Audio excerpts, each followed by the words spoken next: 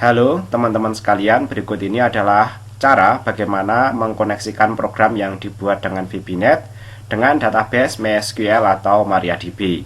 Peralatan yang dibutuhkan untuk membuat koneksi tersebut yang pertama tentunya adalah IDE VBNet. Teman-teman bisa menggunakan Microsoft Visual Studio versi 2010 seperti punya saya, atau menggunakan versi lain, atau menggunakan IDE yang lainnya. Kemudian kita juga membutuhkan konektor ODBC. Di sini yang saya jelaskan menggunakan konektor ODBC. Saya menggunakan ini karena portabilitasnya yang cukup mudah. Teman-teman cukup menginstal konektornya, kemudian nanti langsung bisa membuat programnya tanpa setting-setting apapun. Untuk installnya nanti bisa menggunakan jurus next sampai selesai. Jika instalasi sudah berhasil, silahkan periksa di control panel ya. Control panel, kemudian ketikkan saja di pencarian ODBC seperti ini ya. Nah, nanti installnya pilih yang tipikal saja. Kalau ini sudah ada, kita bisa langsung masuk ke pembuatan programnya. Untuk peralatan lainnya yang diperlukan yaitu server MySQL. Nah, ini saya kira teman-teman juga familiar menggunakan SAM ya. Untuk SAM yang saya gunakan ini dengan SAM Control Panel 330 ya. Database-nya bisa kita lihat di sini menggunakan MariaDB versi 10.4 sekian ya. Ini nanti sama dengan MySQL ya. Kemudian yang perlu kita siapkan, kita membuat database-nya yang nanti akan menyimpan data-data pada program kita. Ini misalnya saya membuat database seperti ini ya. Perhatikan ini namanya karena ini akan dipakai nanti ketika melakukan koneksi ya. Kemudian kita membuat contoh tabel sehingga ketika kita membuat programnya nanti lebih mudah menguji cobanya ya. Nah, struktur tabelnya nanti kurang lebih seperti ini ya, teman-teman ya. Ada ID, NRP, nama user, jabatan, dan password ya. Untuk tipenya kita sederhanakan saja sebagai contoh ya. ID-nya nanti kita tetapkan secara auto increment ya. Untuk cara membuat tabelnya tidak saya tunjukkan di sini ya. Asumsinya di sini teman-teman sudah bisa membuat tabel di MySQL menggunakan phpMyAdmin. Kemudian di sini saya contohkan ada contoh datanya. Nanti ketika menguji biar lebih mudah ya. Oke, cukup itu untuk kebutuhan peralatannya dan persiapannya ya. Kemudian kita bisa langsung masuk ke kode program VBNet-nya. Nah, ini misalnya ada form seperti ini ya. Kemudian secara sederhana setelah kita bisa melakukan koneksi, nanti kita akan menampilkannya ke dalam data grid view. Oke, kita masuk ke kode ya. Yang pertama perlu kita lakukan yaitu import ODBC-nya.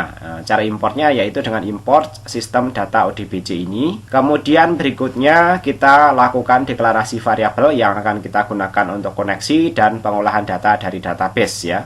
Yang pertama yaitu con, ini nanti untuk koneksi, kemudian cmd untuk eksekusi, kemudian ds untuk menyimpan dataset, kemudian da untuk data adapter, dan rd untuk data readernya. Kemudian ada lokasi data nanti untuk menyimpan string koneksi ke database. Nah, nanti untuk koneksi ke database-nya kita buat dalam satu sub sehingga nanti kita bisa panggil di sub-sub yang lainnya. Atau teman-teman kalau nanti sudah familiar dengan modul di VBNet, sebaiknya buat modul saja karena nanti koneksinya akan selalu sama kalau kita menggunakan satu database yang sama ya. Oke, untuk sub koneksinya pertama untuk variabel lokasi datanya kita ketikkan seperti ini ya. Driver dalam tanda kurung kurawal MySQL ODBC, ini pakai spasi 5.2 ANSI driver. Drivernya nanti bisa di-download melalui link yang ada di deskripsi. Nah, setelah itu nanti diinstal menggunakan jurus next ya.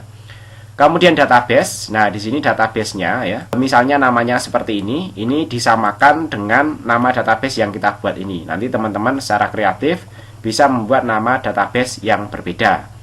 Kemudian servernya karena ini ada di localhost, ketikkan saja localhost seperti ini. Kemudian UID ini adalah nama usernya. Untuk nama usernya, SAM itu secara bawaan adalah root seperti ini ya. Kalau nanti database-nya ada passwordnya, kita bisa mengetikkan password setelah UID ini ya. Nah, tapi ini karena tidak ada, ini saya kosongkan saja. Kemudian untuk con-nya kita isikan dengan new ODBC connection dengan string yang sudah kita siapkan sebelumnya yaitu lokasi data.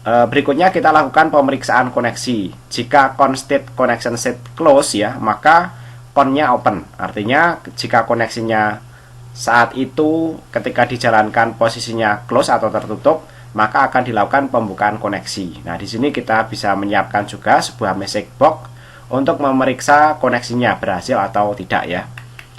Kemudian berikutnya kita siapkan sebuah sub, yaitu tampil grid. Nah, ini kita siapkan sub tampil data ke data grid view ya.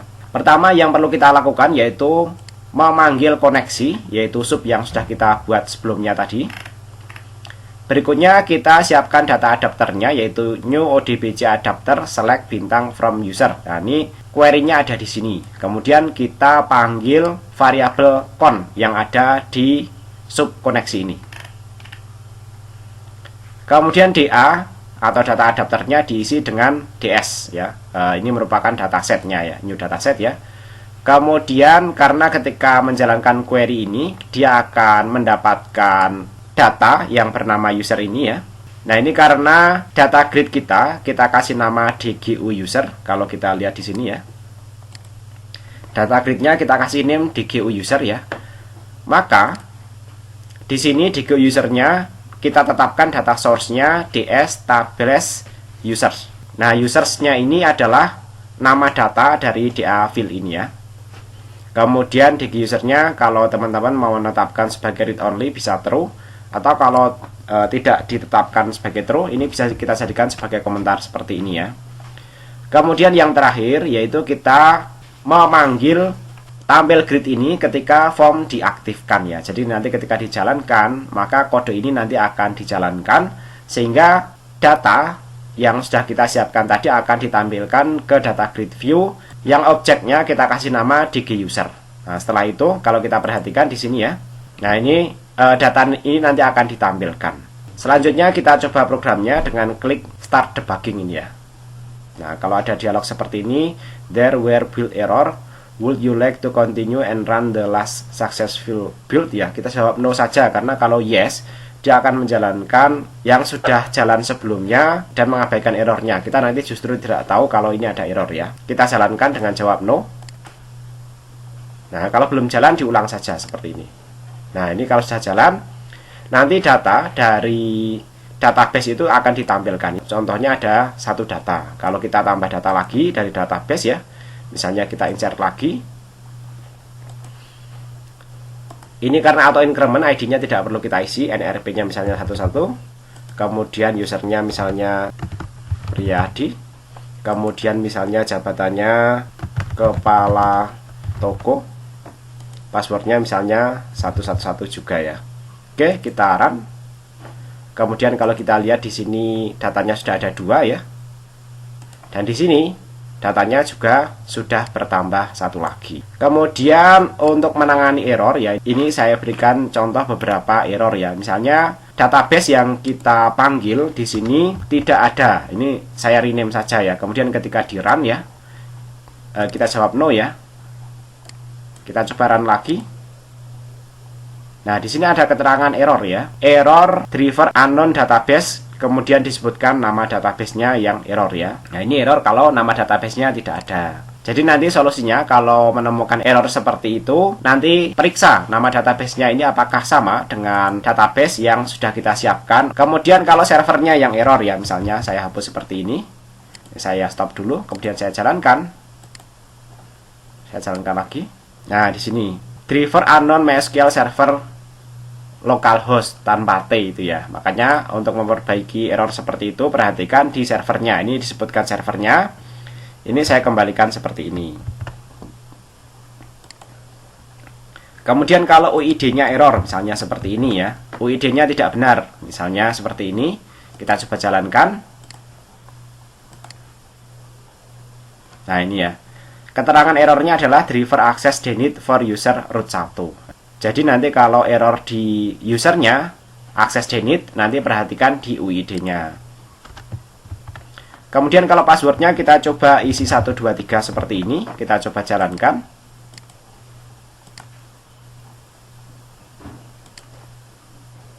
Nah, di sini errornya yaitu access denied for user root at localhost using password yes. Nah, jadi kalau dia menyebutkan password, perhatikan passwordnya. Kemudian kalau error query, misalnya di sini tabelnya tidak ada user 2 misalnya ya. Kalau kita jalankan, Nah, di sini keterangan errornya, tabel kemudian sebutkan nama database-nya, titik nama tabelnya, itu doesn't exist. Jadi perhatikan kalau di sini nama tabelnya tidak eksis ya, maka akan terjadi error seperti itu. Oke, ini misalnya yang bagian ini kita samakan juga, error 2 ya. Apa yang terjadi kita lihat.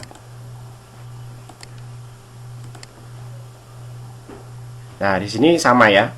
Keterangannya adalah doesn't exist. Itu contoh-contoh error, sehingga nanti teman-teman kalau mengalami error serupa itu harapannya bisa menanganinya dengan baik. Demikian cara untuk melakukan koneksi database ke MySQL. Mudah-mudahan membantu. Jika ada pertanyaan silahkan disampaikan melalui kolom komentar. Ini saya coba sekali lagi apakah programnya setelah kita perbaiki bisa jalan dengan baik. Nah, di sini sudah berhasil berjalan dengan baik.